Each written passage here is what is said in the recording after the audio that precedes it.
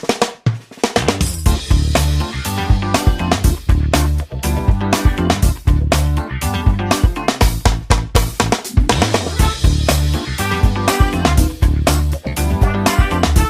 evening, everyone. My name is Sean Ryan, and I'm the host of Talking Tap. The theater arts program at SHU has seen an unbelievable amount of growth, and it's all thanks to one man, Jerry Gehring.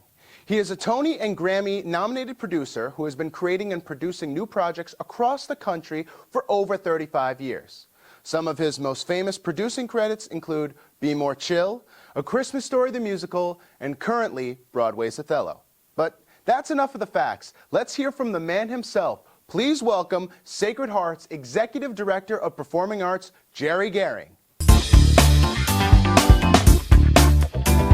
Thank you so much for joining me, Jerry. We're just going to be talking about your career, kind of, at SHU and Sacred Heart. Okay. But first, I want to start with, obviously, you're a Tony-nominated and Grammy-nominated Broadway producer. So I just want to ask, what kind of got you into the land of producing? What kind of introduced you into that world? Oh my goodness, it started when I was in college at your age. I started producing in Wichita, Kansas, helped save an old vaudeville house that they were going to tear down. And I was like, oh, I can save it. So I went in for a summer and I raised interest and I raised some money and we got it kind of halfway restored and started putting concerts on. And that was like my college job. Once I saved it, they agreed not to tear it down. And I was like, whoa. That was great. Yeah. Maybe I'll go to New York. Yeah, of course. And then I went to New York and walked into a town where I didn't know anybody. Wow. And that's it. The rest is history. That's it. You just start working. Great. Okay, that's good. So what has been your favorite project not at SHU that you've been able to work on in the professional world? Wow. I would say it was with my time at the National Theater of the Deaf. They were a company that was in big financial trouble, and they brought me in to help turn them around and save them. I'll be there 6 months, no problem. Well, 5 years later, right? But I saved them, and they're still producing great work with ASL, with the spoken word, and I kind of saved that Tony winning company. And I think looking back, I felt like it's still doing great work around the country in schools and on stages, really across North America. And it was because I dedicated the time and found great people to support it. And I was like, cool, I actually did something that I left after I accomplished it, and it's still going. I mean, that's kind of like, you felt like you gave back to not only a community that needed that artistic outlet, but like to all the people that need to understand what kind of artists are in different worlds. Yeah. That's amazing. That's great. So then why come to Sacred Heart? Kind of talk me through that process of what it was like when you first started here and why come here. Oh my goodness. Okay, how long do you have? I'll shorten this by saying I didn't come here to start a theater department or run the performing arts, because there really wasn't any of that when I started 20 years ago. We were still kind of tiny. There were none of the big buildings. It was all parking lots. You could park really great back then. Back in the day, it was fantastic. And I was just running the Edgerton Center. We were booking like comics and bands, just like a regular performing arts center. And then one day, the vice president, Jim Barcanero, knocked on my door and said, we want to start a theater program. Would you be up for doing that? And I was like, well, the handful of students I know, I love, so sure, let's do it. And then I was like, you know what, let's do Rent. Because I've seen like 3 kids that can actually sing on campus, so this is going to be horrible. This is going to be, we'll just like kill this idea right away. And everyone came out and it won Best Event on Campus, and it was a fabulous show. And then I was like, okay, these kids are pretty amazing. So students, game on, let's do this. And we just started slowly. We had like 20 students at that time. And then, as you know now, we have well over 200. So yeah, that's how it started. Wow. Wow, that's amazing. I won't say it was a dare, by the way. Okay. But it was pretty close to like, can you really do this here? We see it everywhere else. Or look at Fairfield, look at this, right? And then I was like, you know what? Let's try it. And then I was like, not only can we do it, we can do it better than everybody else. Perfect. I love that. I love that mentality. So what has it been like to watch the program grow over time, like from those first 20 students to now well over 200, and watch not only, obviously, like starting with the Edgerton Center, but now we have the Little Theater, now we have the John and Sabina Patillo Center for the Performing Arts with so many spaces. So what has it really been like to watch this school and the performing arts really grow? You know, I think we're all very grateful to Patillo, to the vice presidents, to the board of trustees. All that goes without saying, right?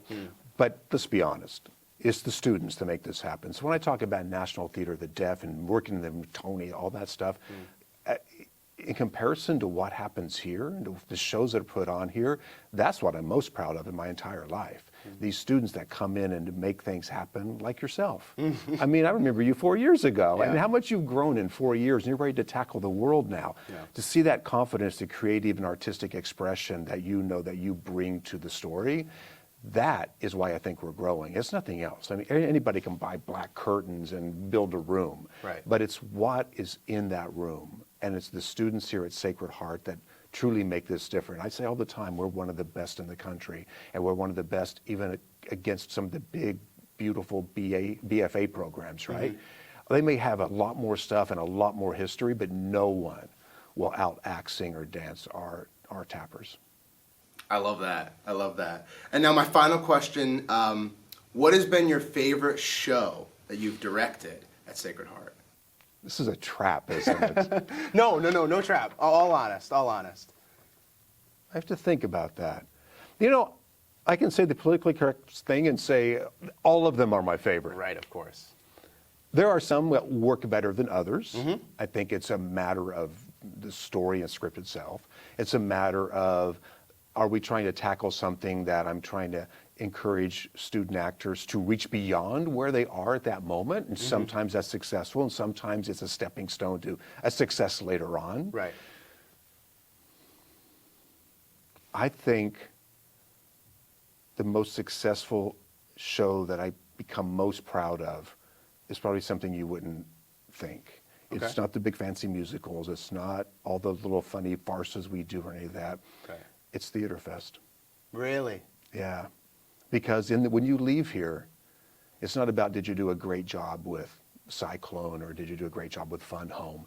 It's like when you leave here, what skill set do you have to make it out in the real world? And if you're only relying on playbill auditions and blah, blah, but in Theater Fest, you actually understand that you can go do it yourself. You can write a show, you can find people, you can put it up yourself, you can invite people yourself, and you understand the structure of that. It gives you the tools to go out into the world. And there's nothing better than that. Anyone can sing and dance. Go to any BFA program in the world, and they'll do a chorus line perfectly. Right. And you know, you did a chorus line perfectly, right? But that's not going to help you in the real world. I mean, yeah, okay, you got experience and you acted and danced, and that's great. Right. But everybody does that. But I promise you, they can't go to New York and rent a studio or rent a theater or go to a cabaret and put on your own show and invite people to it and bring agents and bring casting people. And you know how to do that now. Yeah. And that's because of Theater Fest and the student-driven stuff we do, not the staff-driven. We may give you some more tools, but at the end of the day, that's what I'm most proud of here. Well, thank you so much for answering my questions. And now it's time to play a game. All right, so what this is going to be is it's going to be either shows that you've worked on professionally or shows that went up at SHU but you didn't direct. Whoa. Yeah, so a little bit of a toughie, because I felt like if I gave you shows that you did direct, you would know. That's true. So it's going to be if you worked on them professionally or if it's went up a SHU. So I have two answers to choose from. So it's either or. If professional show or a SHU show. Yes, exactly. All right, I think I can do this. Okay. All right, the first one, and this is all from your website. So this is all from my website? From your website. I did the cold, hard research. I should totally look at that website. Okay, go ahead. The first one is Raising Cain, a Harlem Renaissance Odyssey. That was a combination. Oh, okay. We started here at SHU. Okay. We workshopped it, we did that. Then we sent it out on a commercial tour, opening at the Apollo Theater in New York, and then it went around the country. So we gave birth to it with an outside professional cast. Okay. But our students got the experience of what does it take to workshop and to launch a tour. And then we got a little bit of piece. I think we made like $10 on it as our share. So that was a trick question, and it was both. Okay, well, there we go. Both. Okay. All right, first one. There you go. Jasmine Guy, do you remember her? No, I don't, but I did look her up. You look her up? Yeah, I think your parents would remember her. Okay, all right, I'll have to ask. All right, you do that. The second one is The Legend of Sleepy Hollow. Oh, that was a National Theater of the Deaf production. So it was a combination Wasn't here, so it was professional, yes, but through a nonprofit and through that art form of sign language. So it was a scary sign language, scary. It toured very well. Wow, that's great. All right, 2 for 2, pretty good so far.